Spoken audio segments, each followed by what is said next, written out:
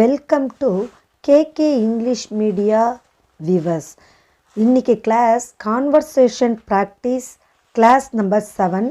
இதில் நம்ம பார்க்க போகிறது என்னென்னா WH கொஸ்டின் வேர்டை பற்றி பார்க்க போகிறோம். ஏன் இந்த கொஸ்டின் வேர்டு அப்படின்னா, நம்ம தினம் பேசக்கூடிய வார்த்தைகளில் வெறும் வார்த்தைகளும் வாக்கியங்களும் மட்டும் பேசுறது கிடையாது, கேள்வியும் கேட்போம். கேள்வி இல்லாமல் நம்மளோட வாழ்க்கையில் எந்த விதமான உரையாடலும் கிடையாது.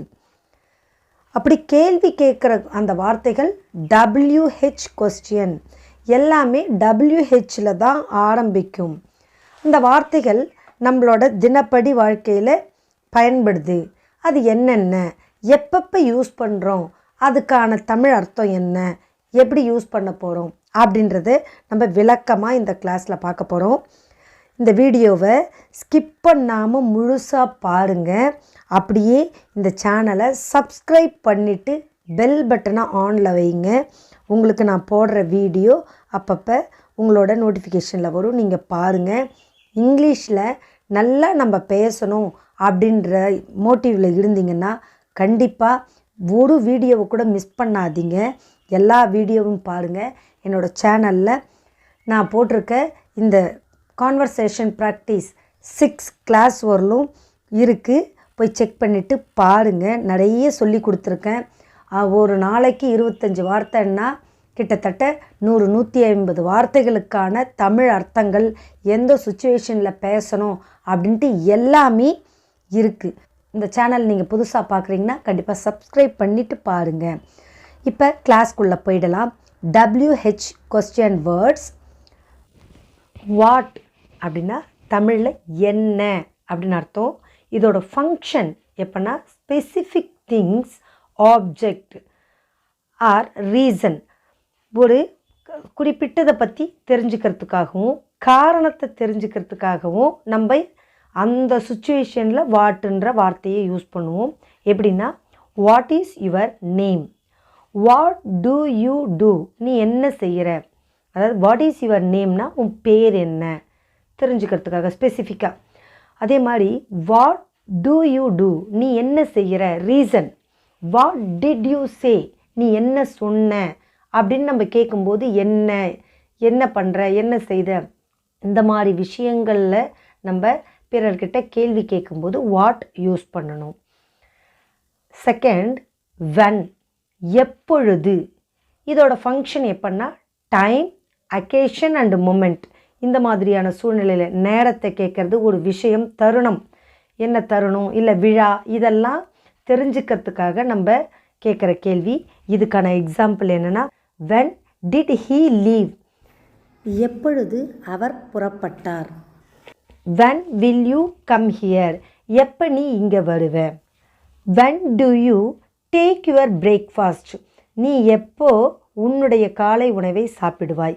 இந்த மாதிரியாக ஒரு நேரத்தை கேட்குறதுக்காக when.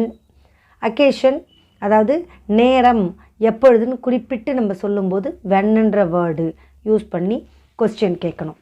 அதுக்கடுத்து வேர், எங்கே அப்படின்னு அர்த்தம். இதுக்கு பொசிஷன் ஆர் பிளேஸ், ஒரு இடத்த பற்றியோ காலத்தை பற்றியோ தெரிஞ்சுக்கணுன்னா வேர், எங்கே அப்படின்றது. அந்த டைமில் நம்ம கேட்கக்கூடிய கொஸ்டின் இருக்குன்னு கேட்குறதுக்காக, நீ எங்கே வசிக்கிறாய் அப்படி கேட்போம்ல, அப்போ where do you live. Where is my book, என்னோட புக்கு எங்கே இருக்குது அப்படின்னு நம்ம கொஸ்டினாக கேட்கும்போது எங்கே அப்படின்ற வேர்டை கேட்குறதுக்கு வேறுன்ற இங்கிலீஷ் வேர்டை யூஸ் பண்ணணும். நெக்ஸ்ட், விச், எது, எந்த, 2 அர்த்தம் இருக்குது. விச்னா எந்த. சாய்ஸ், அதோட ஃபங்க்ஷன் என்னென்னா சாய்ஸ் ஆர் ஆல்டர்னேட்டிவ். ஏதோ 2 இருக்குது, அதில் இதுவா அதுவான்னு கேட்கும்போது விச்சை யூஸ் பண்ணணும். Which colour to you want, உனக்கு எந்த கலர் வேணும். விச் இஸ் யுவர் ஸ்கூல், உன்னுடைய ஸ்கூல் எது அப்படின்னு கேட்கும்போது நம்ம விச்சை யூஸ் பண்ணுவோம். Which is your mother tongue, உன்னுடைய தாய்மொழி எது.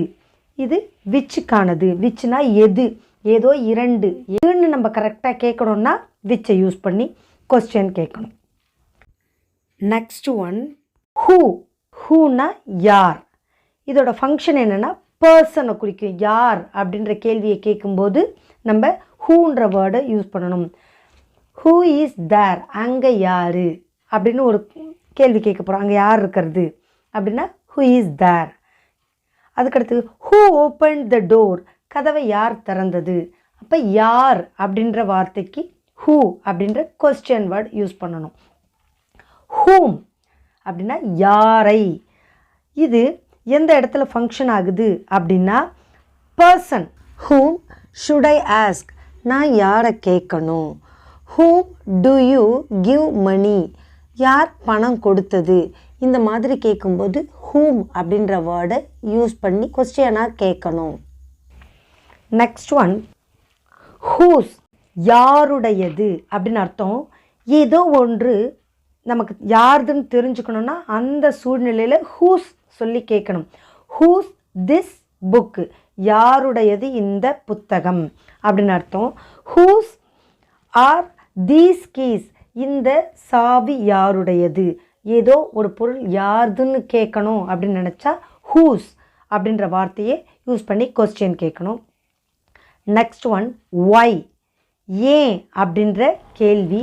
இதோட ஃபங்க்ஷன் ரீசன், பிறர்கிட்ட காரணத்தை கேட்பதற்காக ஒய் ஏன்ற கேள்வி வாக்கியத்தை யூஸ் பண்ண போகிறோம்.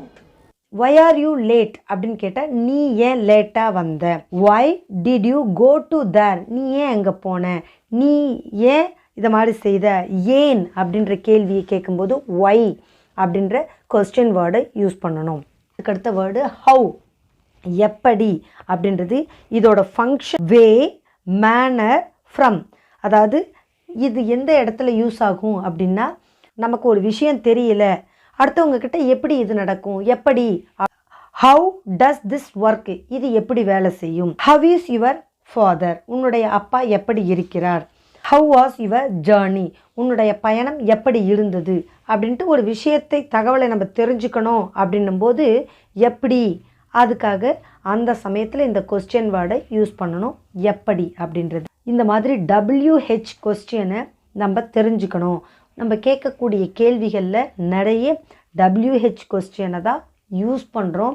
இந்த வீடியோவை நல்லா பார்த்துட்டு நீங்கள் கேட்கக்கூடிய கேள்வியில் கண்டிப்பாக WH கொஸ்டினை யூஸ் பண்ணி கொஸ்டின் கேளுங்க. இந்த வீடியோ பிடிச்சிருந்தா லைக் பண்ணுங்கள், உங்கள் ஃப்ரெண்ட்ஸ்க்கு ஷேர் பண்ணுங்கள், சப்ஸ்கிரைப் பண்ணுங்கள். Thank you viewers.